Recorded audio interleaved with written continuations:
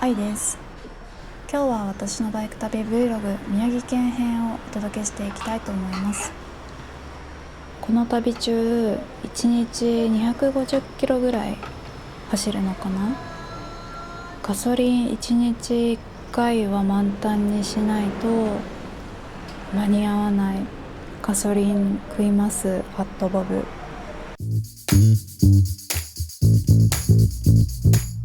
今回の旅動画では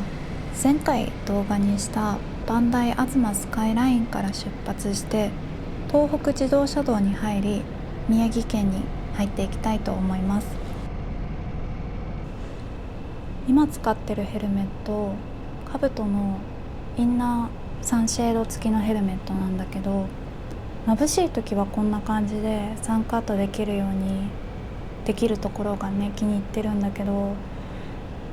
もうこのヘルメット使ってもう7年目だし、そろそろ変えようかなと思っているところです。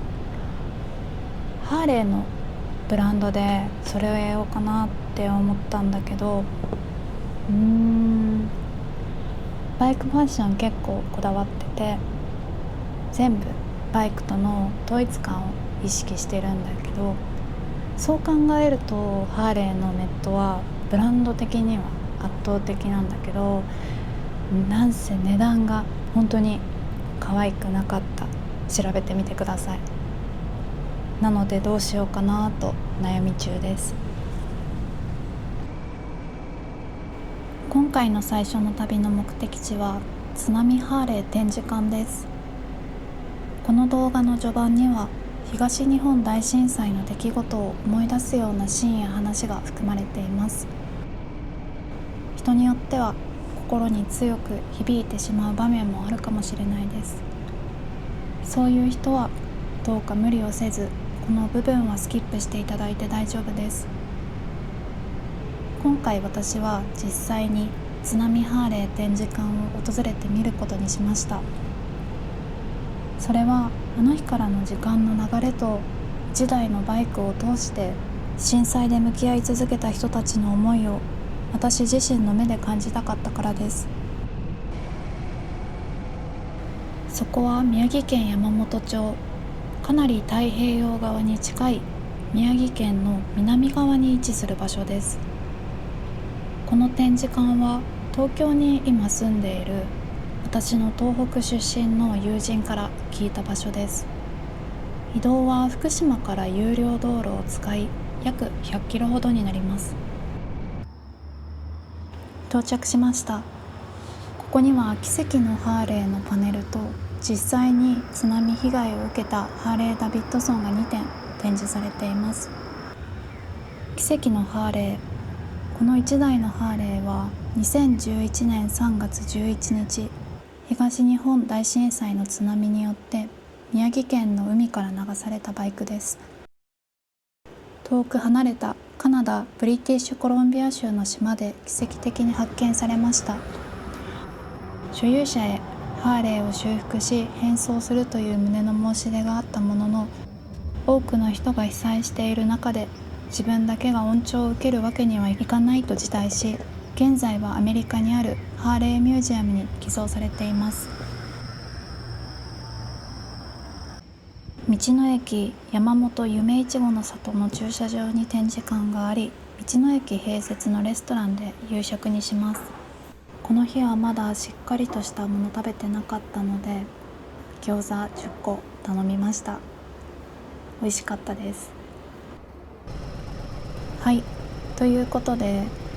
今日の宿を取っているここから1時間弱松島まで向かっていきたいと思います。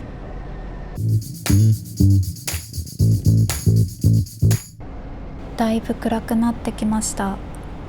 ルートは太平洋沿いを北上し、常磐自動車道と仙台東部道路を経由して仙台市の東側を通過するルートです。約60キロ、1時間弱の道のりです。常磐道に入るときにはもうこのぐらい真っ暗です。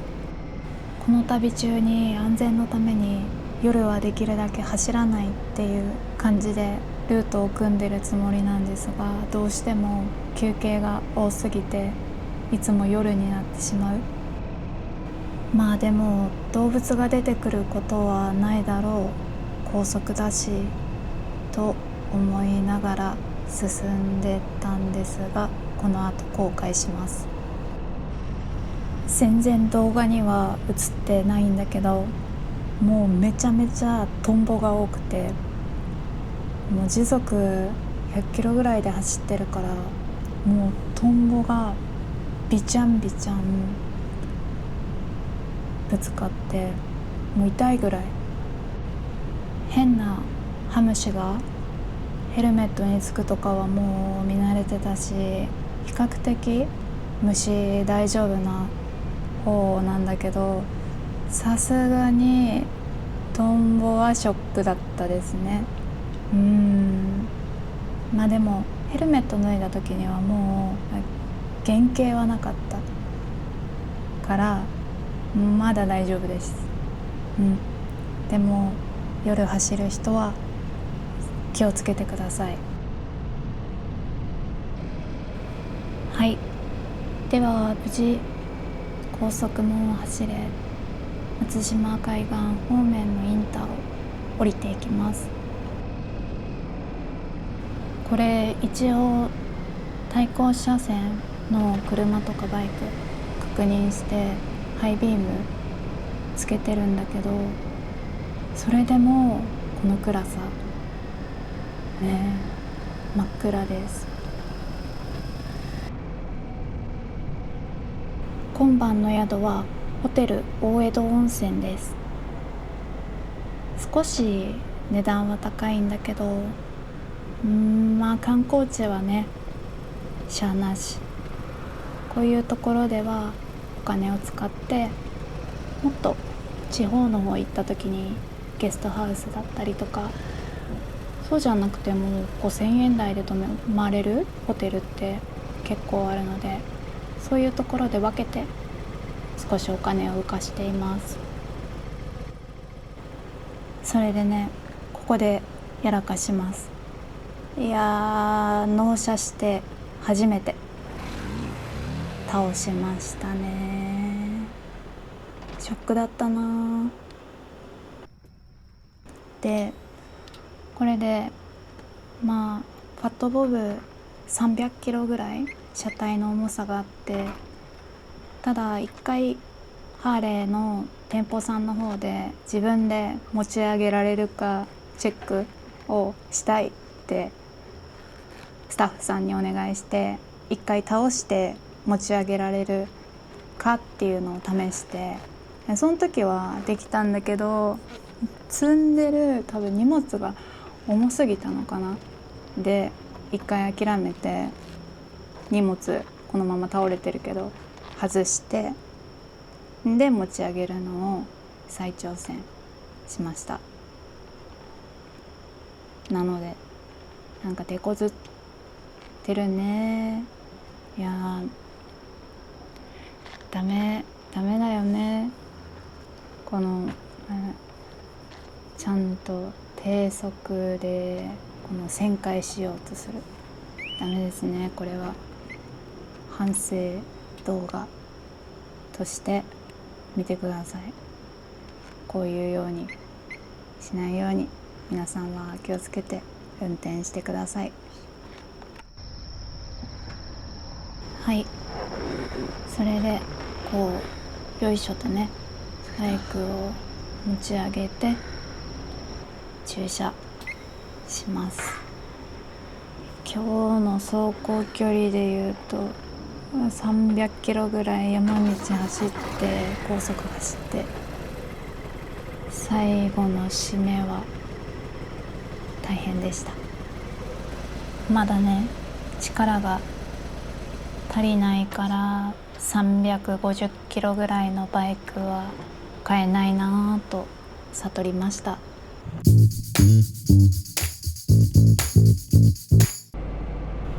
松島に一泊泊まり、石巻に向かっていきます。目的地は石森漫画館です。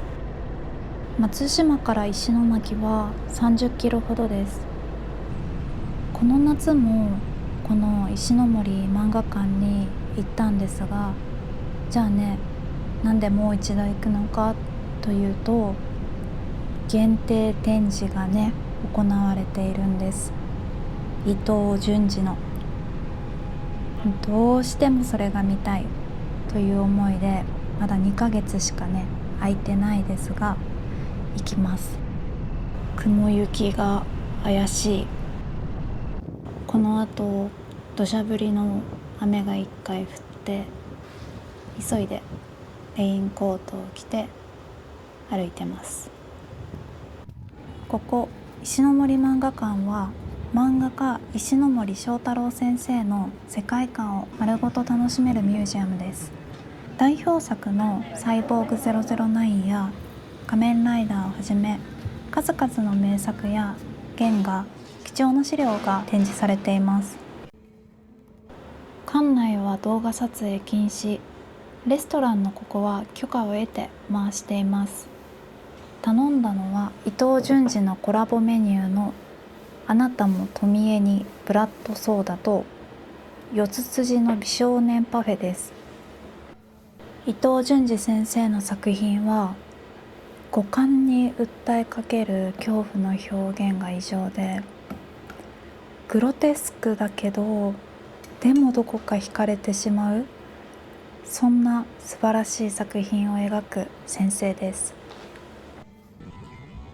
限定の辻占いをした結果、大凶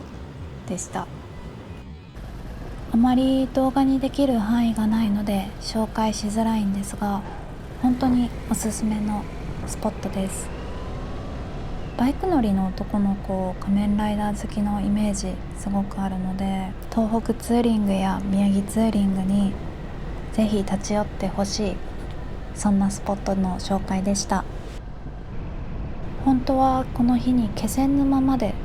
行こうと思ってたんですが、場所によって豪雨がすごくて、なので近くの道の駅に行ってちょっと様子を見ようと思います。私のツーリングの必需品アイテムはもう断然帽子。唯一選ぶとしても帽子。最初の頃は化粧直しとか化粧直しとか化粧直しとかでも気づいたの、もう直しても無駄って。せめてバイクから降りてもかっこ悪いライダーにならないように、バイクに見合った私であって、私に見合ったバイクであるように身だしなみには気を使っています。雨が止まなさそうなので、